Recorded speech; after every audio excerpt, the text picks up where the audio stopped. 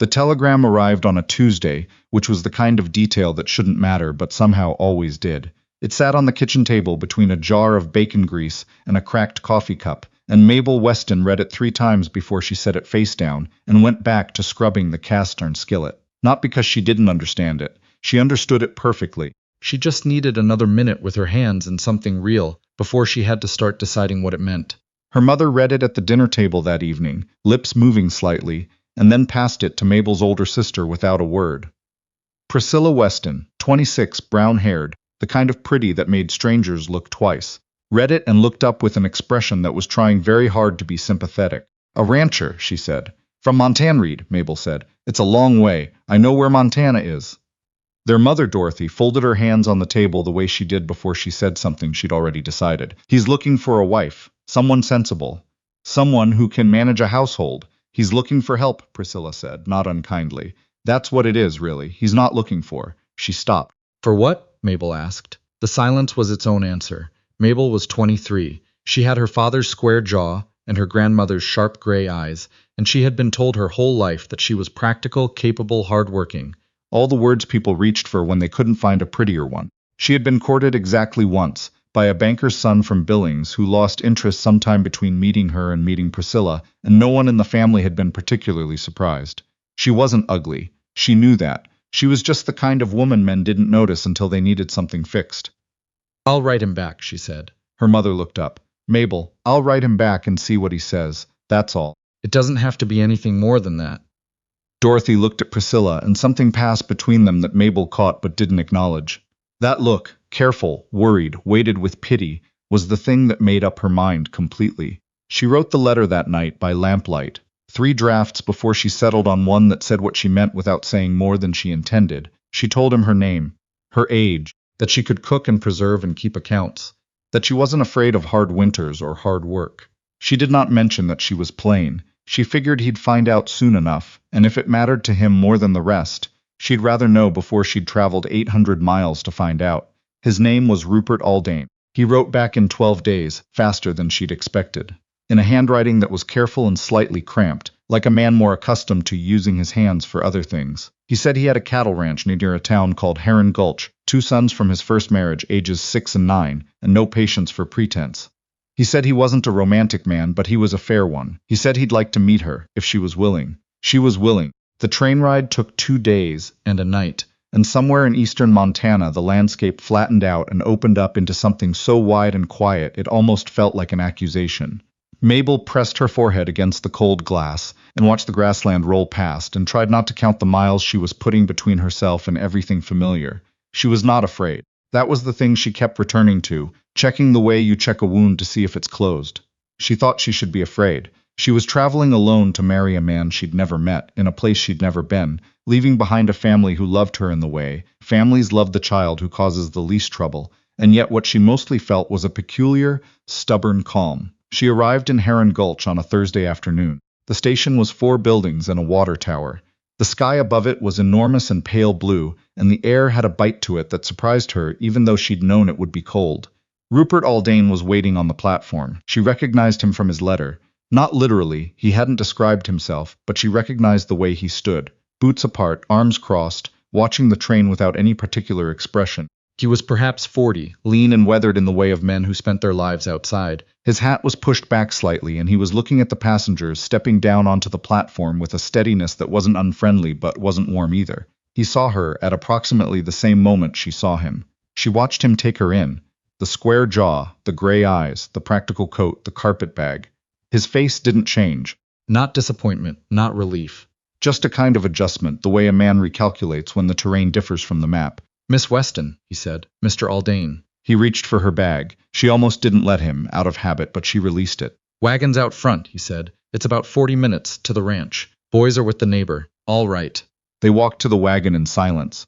She climbed up herself before he could decide whether to offer a hand. He climbed up the other side and clicked the horses forward, and they drove out of Heron Gulch into the wide, empty country, and neither of them said anything for a while. It was Mabel who spoke first. "How old did you say your sons were?" 6 and 9. "Edmund's the older one. Keeps mostly to himself. Perry's the younger? He'll talk your ear off if you let him." "I don't mind talking," she said. He glanced at her sideways. "I noticed." It wasn't quite a smile, but it was something. The ranch house was older than she'd imagined, but solid, the kind of solid that came from someone deciding to stay in building accordingly. 2 rooms downstairs, 2 up, a covered porch that faced west. Behind it, the land went on until it ran into a line of low hills that turned purple in the late light. There was a barn, a smokehouse, a chicken coop badly in need of repair. "I'll fix the coop," she said, almost to herself. Rupert looked at her. "You know how?" "My father kept chickens. I've patched more coops than I can count." He seemed to consider this.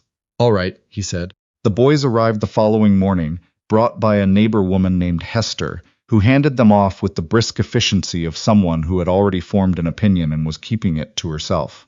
Edmund was dark-haired and watchful, with his father's way of standing, and his father's habit of taking things in before speaking.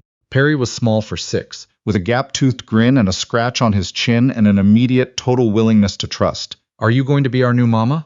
Perry asked, before anyone had said anything close to that. "Perry," Edmund said, his voice pained. "I'm going to be staying here for a while," Mabel said, "and helping out, and getting to know you both." Perry thought about this. "Do you know how to make pie?" "I do." "What kind?" "Apple, peach, dried apricot, if that's what's available." He looked at her with the serious consideration of someone evaluating a business proposition. "We had a woman here before who made strawberry pie," he said. "But she left, I heard," Mabel said. "That's why I'm here." Perry grinned. Edmund watched her a little longer, then went outside to do something with a piece of rope, which seemed to be his way of withholding judgment until he had more information. She understood that. She appreciated it, actually. The first 2 weeks were the kind of hard that doesn't announce itself dramatically but settles in overnight and is still there in the morning. The stove ran hot on one side. The well water tasted of iron. The supply list Rupert handed her assumed a familiarity with the area she didn't have yet, and she spent an entire afternoon in Heron Gulch trying to find a specific kind of wire that turned out not to be stocked until spring. She burned the first batch of biscuits. Not badly, just the bottoms, slightly. But Perry noticed, because Perry noticed everything, and said so in the direct way of small children who haven't yet learned which observations cause trouble. "The bottoms are a little dark," he said. "They are," Mabel agreed. "Mrs. Hartley's biscuits weren't dark." "Perry," Edmund said from behind his book. "It's all right," Mabel said. "They're still edible. Next batch will be better." She made the next batch at 5 in the morning, before anyone was awake, and got the temperature right, and left them on the counter under a cloth. When Perry came downstairs, he found them and looked at Mabel with something approaching awe. "Did you make these in the dark?" he asked. "The lamp was on," she said. "He ate 3 of them." Said nothing further about Mrs. Hartley. Edmund read at the kitchen table that evening, in a way that suggested he'd noticed too, but wasn't ready to say so yet. That was fine. She wasn't in a hurry. What she hadn't anticipated was the loneliness, not the ordinary kind she was used to. The background loneliness of being the unremarkable one, the overlooked one, the one who stayed home while Priscilla went to parties. That loneliness she knew how to carry. This was different. This was the loneliness of a place where the nearest neighbor was 3 miles out, and the wind came down off the hills at night, sounding like something that didn't have a name, and Rupert Aldane sat across the dinner table from her every evening, in a silence that was not unkind but was not close either. He was fair, as he'd promised. He divided the work sensibly. He didn't complain, didn't criticize unnecessarily, didn't expect more than she could reasonably give. He said please and thank you with the reliability of a man who'd been raised right. But there was a distance in him that she didn't know how to cross, and some nights she sat at the kitchen table after everyone was asleep and looked at the lamp and wondered what exactly she was building here, and whether it would ever feel like more than an arrangement that suited 2 people who had run out of other options. She wrote to Priscilla, not about the loneliness. She wasn't going to hand Priscilla that, but about the land, the boys, the chickens she'd acquired after patching the coop. Priscilla wrote back about the banker's son, who had proposed and been accepted, and sent her congratulations in a way that managed to feel slightly sorry for Mabel, while being very pleased for herself. Mabel read the letter twice and then put it in the drawer and went out to check on the chickens. The black hen had started laying again. That seemed worth something. The thing that changed was small, the way most changes are. It was a late November morning, frost on the ground and a sky so clear it hurt to look at, and Perry had found a baby rabbit near the barn that was clearly not going to make it. He'd brought it inside in his coat pocket, which was not a hygienic decision, and stood in the kitchen with it, cupped in both hands, looking at Mabel with the absolute conviction of a child who believes adults can fix anything if they choose to. "It's hurt," he said. "I can see that. Can you help it?" Mabel looked at the rabbit. The rabbit was very small and very still, and breathing in a way that didn't suggest a long future. She knew the realistic answer. She also knew that it wasn't the answer Perry needed to hear with that expression on his face. "Let me get something warm," she said. She got a clean cloth and a box and a small amount of warm water and spent 20 minutes making a nest and getting the rabbit settled and telling Perry what she was doing at each step and why. She did not promise it would live. She said she hoped it would, and that they would do their best, and that sometimes doing your best is what the situation calls for even when the outcome isn't certain. Perry listened to all of this with serious attention. "How do you know so much about rabbits?" he asked. "I grew up on a farm. You learn a lot of things on a farm just by paying attention." "I want to learn things by paying attention," he said. "You're already doing it," she told him. "You noticed the rabbit." He thought about this for a long moment. Then he looked up at her with something that was too big for his face, the way a 6-year-old's feelings often were. "I'm glad you came," he said. "I wasn't, at first, but I am now." Mabel didn't trust herself to speak immediately, so she didn't. She just touched the top of his head once, briefly, and went back to settling the rabbit in its box. Edmund appeared in the doorway at some point during this.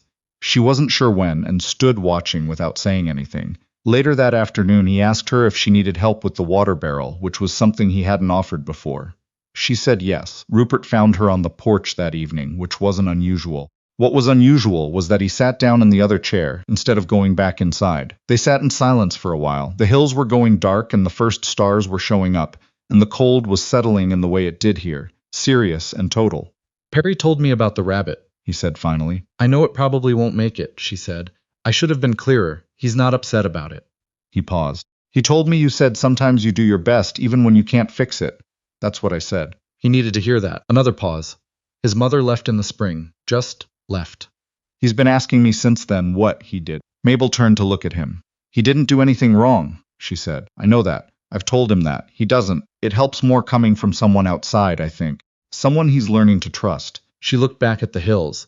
"Is he starting to?" He asked if you were going to leave too. The cold was very present. The stars were very bright. She let the silence hold for a moment before she answered. "What did you tell him?" "I told him I didn't know." Rupert looked at her steadily. "That wasn't entirely honest." "But I didn't know what you'd say, and I didn't want to promise him something that wasn't mine to promise." Mabel thought about that. About a man who was careful with his words because he knew what broken promises did to a 6-year-old who was already keeping a running tally of the ways people left. "Tell him I'm not planning to leave," she said. "That's not a promise about forever." "But it's what's true right now, and right now is what he can hold on to." Rupert nodded slowly. Then he said, "What about you? What about me? Is right now enough for you, this arrangement?" "What, we?" He stopped, started again. "I know it's not what most women want. It's not what I'd have chosen for you either, if I'd had more to offer." Mabel looked at him for a long time. He was not a man who spoke easily. She could see the cost of this in the set of his jaw, the way he was looking at the hills instead of her. He'd spent the better part of 2 months being fair to her and keeping his distance, and now here he was, on the porch in the dark, trying to say something true. "What do you think you have to offer?" she asked.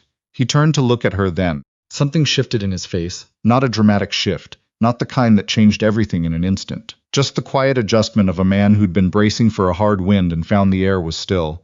"Honest work," he said. "A real home. 2 boys who need someone steady. And he stopped. "I'm not good at this. I know," she said. "I'm not either." "That's not necessarily a problem," he said. "No," she agreed. "I don't think it is." They sat there until the cold drove them inside. It wasn't a declaration. It wasn't anything that would have looked like much from the outside. But something had been said that hadn't been said before. And the next morning when Rupert came in for breakfast, he looked at her once, just once, in a way that was different from the way he'd looked at her before. And she looked back in the same way. And Perry ate 4 biscuits and didn't mention Mrs. Hartley at all. The rabbit lived. That surprised everyone, including Mabel, who had genuinely not expected it. Perry named it Monday because that was the day she'd found it, and kept it in the box in the kitchen for 3 weeks, and then let it go at the edge of the field on a morning when the snow was thin and the grass was showing through in patches, and the sky was the cold, clean blue of early December. Perry watched it go with his hands in his pockets and his chin lifted. "Will it remember us?" he asked. "I don't know," Mabel said. "But we'll remember it." He thought about this for a moment.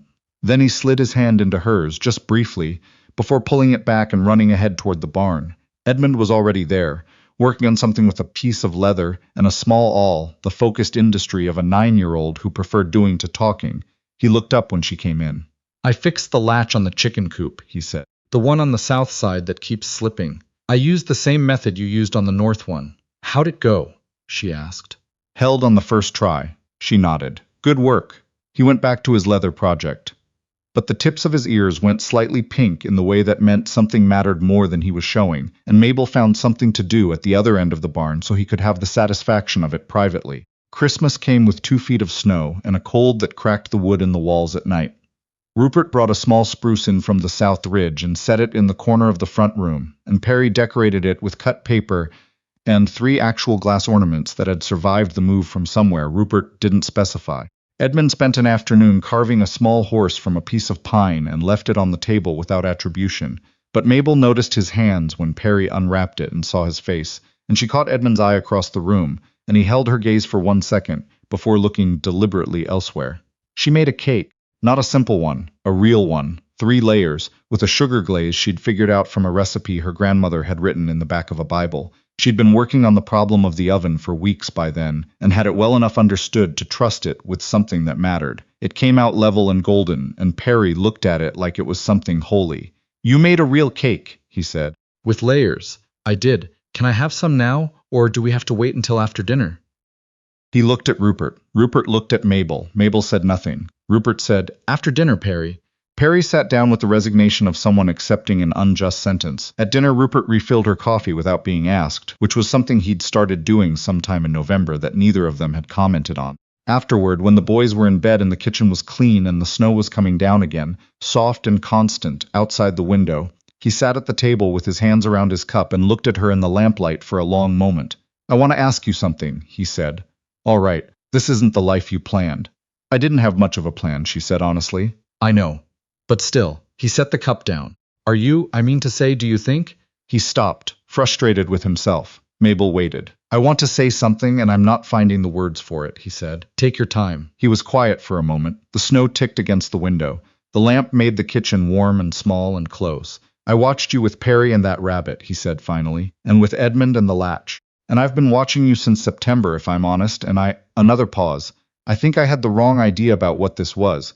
What I was looking for. What did you think you were looking for? She asked. Help, he said. Just help. Someone capable who wouldn't make things harder. He looked at her directly. That's still true. But it's not all of it anymore.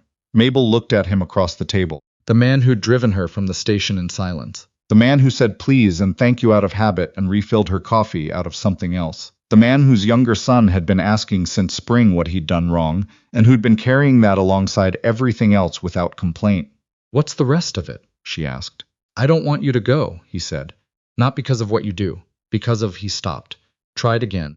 Because of who you are in this house. What you've made of it. What you've given those boys. A beat. What you've given me, whether you knew you were doing it or not.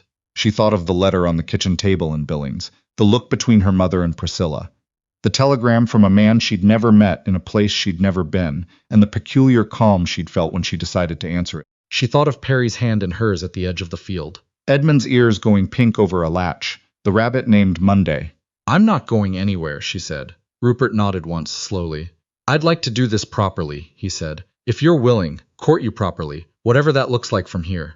From here, she said. I think it looks like what we've already been doing. He thought about that. The corner of his mouth moved in the way that wasn't quite a smile, but was something she'd learned to read as one.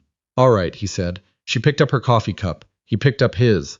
Outside, the snow kept coming down, soft and steady, covering the field and the fence line and the barn and the chicken coop with the repaired latch, covering all of it equally, the way snow does, without judgment or preference, making everything plain and clean and new.